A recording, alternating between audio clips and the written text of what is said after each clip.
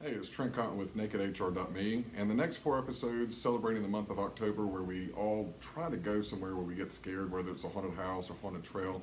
I wanted to focus on fear and how do we overcome them.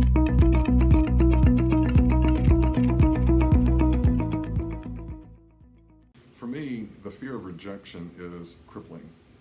Normally, I can make really, really good decisions, I can be very decisive, but whenever I'm faced with the fear of rejection, I'm almost debilitated. And a lot of that has to do with things that have happened in my life. You know, I've had relationships that I felt betrayed in. I was cheated on, and that's a form of rejection. I've had instances in jobs where I went for an advancement and I didn't get it, and I took that as meaning there was something wrong with me. And as a result, there's so many opportunities that I look back over life and I missed out on them because I was afraid of putting myself out there. I was afraid of being rejected. So what does the fear of rejection actually do? It keeps you from success. It keeps you from thinking clearly. Sometimes it keeps you in very bad relationships. It can also be absolutely debilitating for your mental processes. Being completely honest with you, whenever I am facing that fear of rejection, it's not just crippling, it absolutely just tears my soul. I don't sleep, I don't eat. It's like I go through these several iterations of what do I do, what do I not do, what about this, and what if I'm rejected?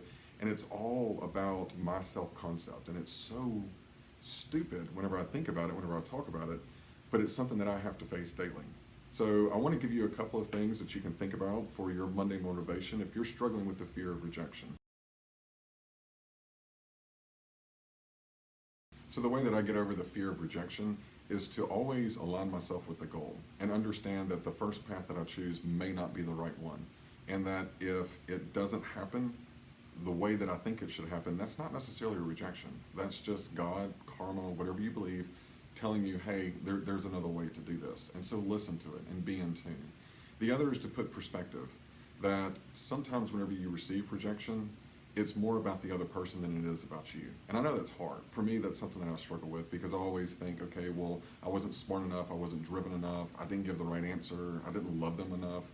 Whatever the reason is, think about the situation and accept responsibility for the things that you had control over, and then wash the rest of it away and move on. It's easier said than done, and if there's a neat trick that you'd like to show me, I'd love it because this is an area that I struggle with immensely.